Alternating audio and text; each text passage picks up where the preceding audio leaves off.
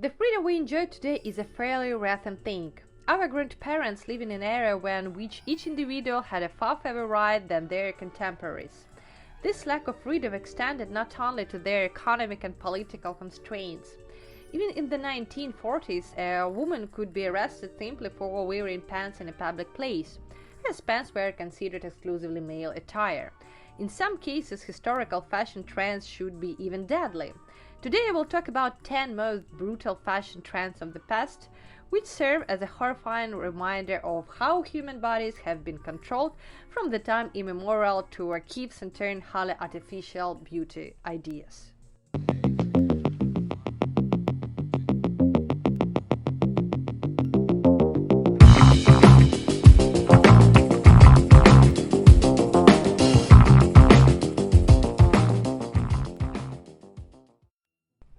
In the early 20th century, New York was hit with shocking news.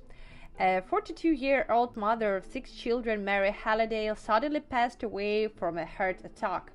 The New York Times reported that during her autopsy, 2 pieces of corset steel were found in her heart, their total length being 8 3/4 inches. Where they rubbed together, the ends were worn to a rather age by the movement of her body. Corsets are popular today, but most of them are not as restrictive as those worn by women and men in the past. Yes, men also wore corsets, but only for a very short period in history. I'll tell you more about that in one of the upcoming videos where I'll talk about the 10 quirkiest fashion trends of the past. But for today, let's get back to the horrors. In 1874, a list was published attributing 97 diseases to corset wearing, including high-tinted hysteria and melancholy. Between the late 1860s and the early 1890s, the medical journal The Lancet published at least an article a year on the medical dangers of tight lacing. Corset caused indigestion, constipation, frequent fainting from difficulty in breathing, and even internal bleeding.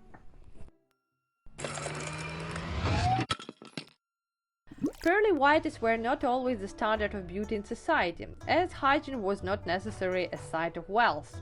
Whether dyed or rotted, blackened teeth signified nobility and were even considered beautiful.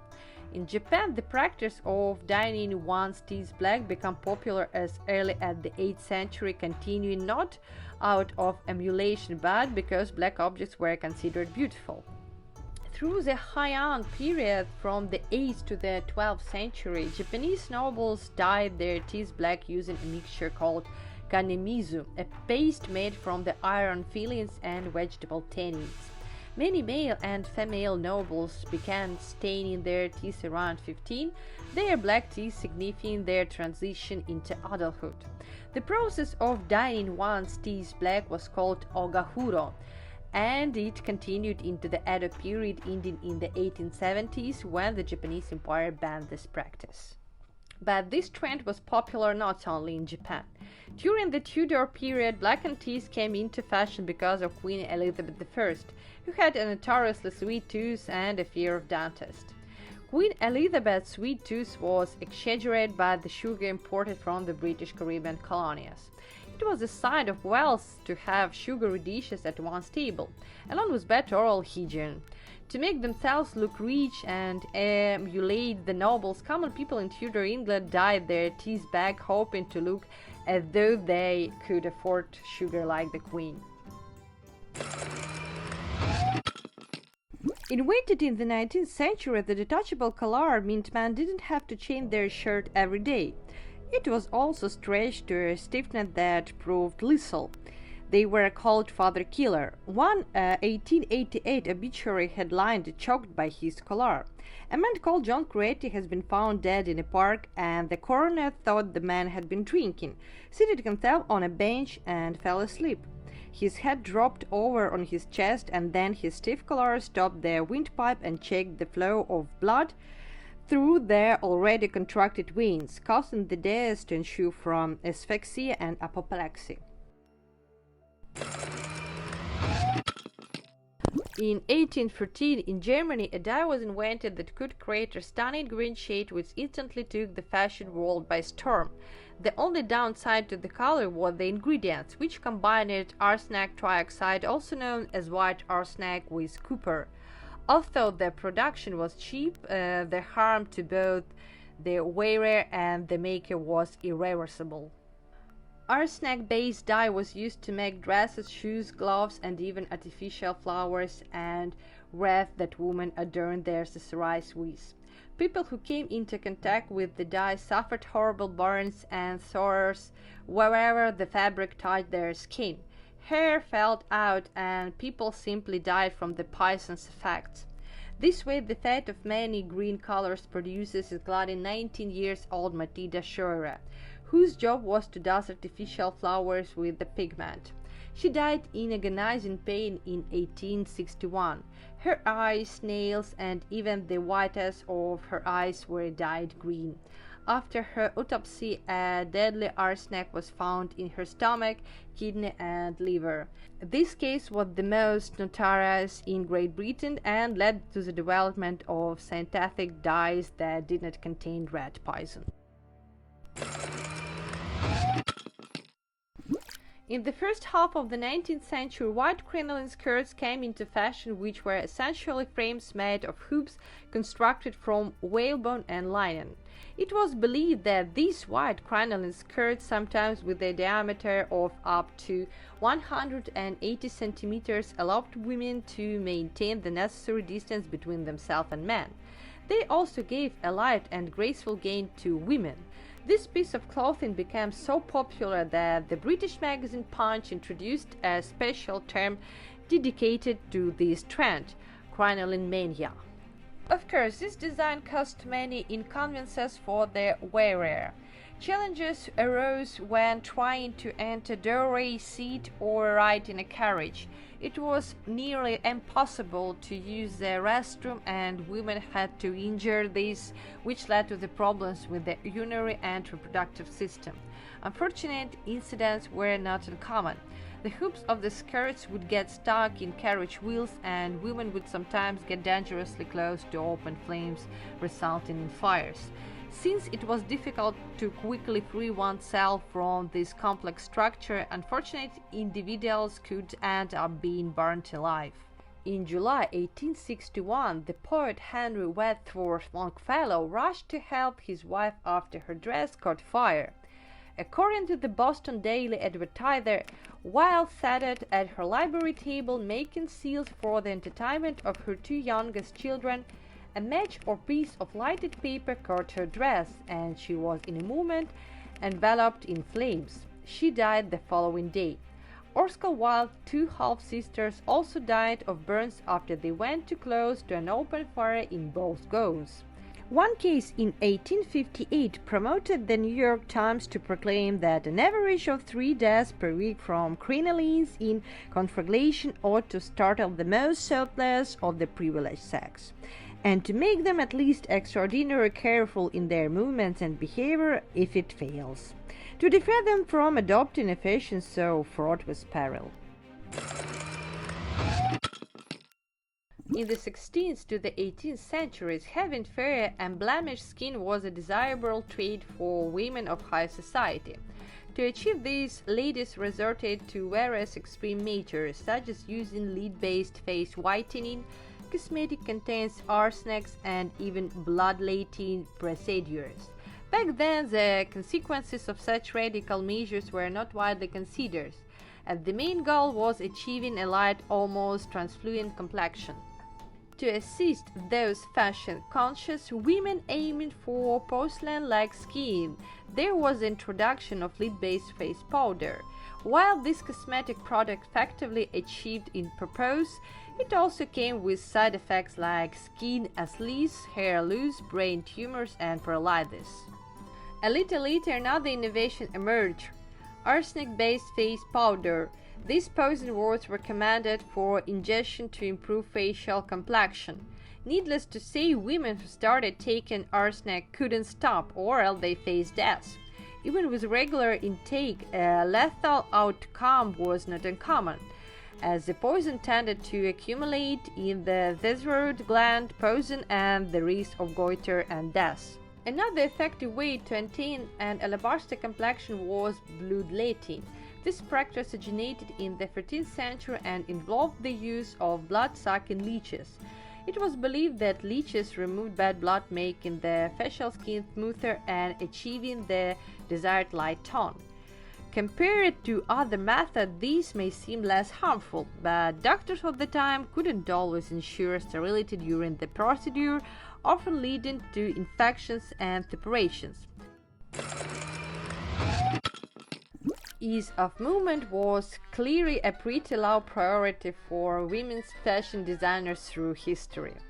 This was particularly apparent in the 90s when the new trend hit the fashion scene. The decline of the crinoline resulted in narrower skirts, but this time the fashion went too far in the opposite direction. By the turn of the 20th century, women were wearing skirts so narrow that they were dubbed Hobble Skirts.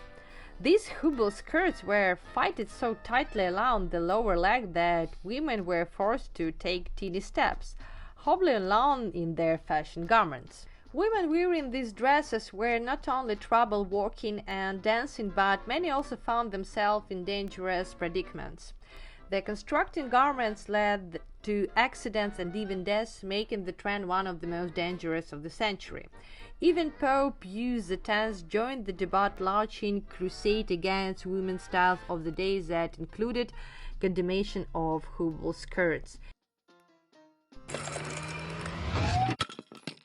The expression "mad as hater" was in 30 years before Lewis Carroll popularized it with Alice's Adventures in Wonderland. Mercury poisoning was an occupational hazard for hat makers in the 18th and 19th centuries. The chemical was used in the production of felt, and prolonged exposure led to what was termed as Mad Hatter disease. Symptoms included tremors and pathological shyness and irritability, leading no doubt that Carroll's eccentric millionaire was a sufferer. With an article in the British Medical Journal edition, it could scarcely be said that Mad Hatter suffered to a great extent from the desire to go unnoticed. Unlike pet cones that prevent your dog from licking his wound, the Tudor Ruffs served no real practical purpose other than making necks of the Elizabethan age extremely uncomfortable. The ornamental garments favored by Queen Elizabeth I would become one of the most iconic fashion symbols of the period, but also potentially hazardous because of the numbers of pins required to maintain the regent shape. Originally worn like a lace necklace, the ruff grew in size, rapidly expanding in corsets with its popularity. Tudor Ruffs also limited one's peripheral vision, forcing the wearer to awkwardly twist or turn move his or her entire body to see. The suffocating collars were constructed from several layers to either plaited frills made from materials such as lace and linen. More elaborate designs featured jewels and gold threads to cover the neck and shoulders of a man and the neck, breast, and shoulders of a woman. Foot binding in ancient China is one of the most barbaric and cruel customs in human history. In the 10th century, having small feet was a mandatory attribute for aristocratic women because a woman's status as a bride depended on the size of her feet.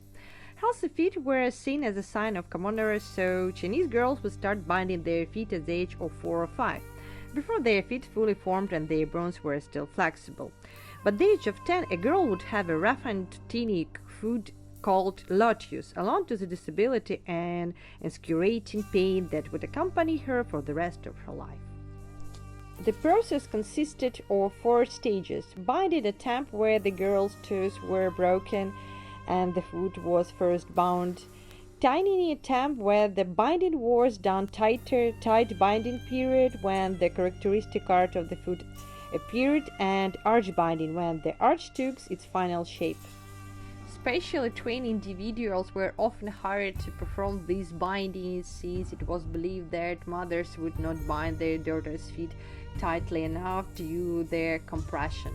It's not difficult to imagine the consequences of touch and obsession: broken teeth, ingrown toenails, excruciating pain, infections, necrosis, and the ability to move independently.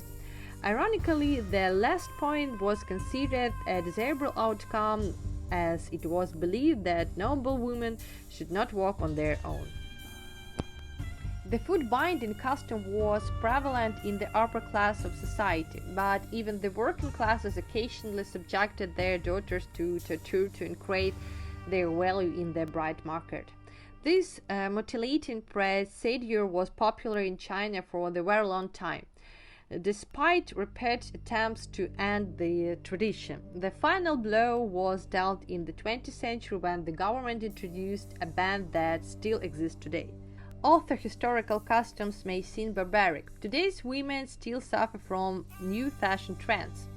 We no longer have corsets or crinolines, but now we have people getting ribs removed to reduce their waist size. Friends, may fashion never be harsh on you and bring only comfort and self-confidence. If you enjoyed this video, please leave your comments. Which of the trends do you consider the cruelest and why? I would love to read your thoughts. To stay updated on new videos, don't forget to subscribe to the channel and hit the notification bell. Thanks for your attention and bye bye!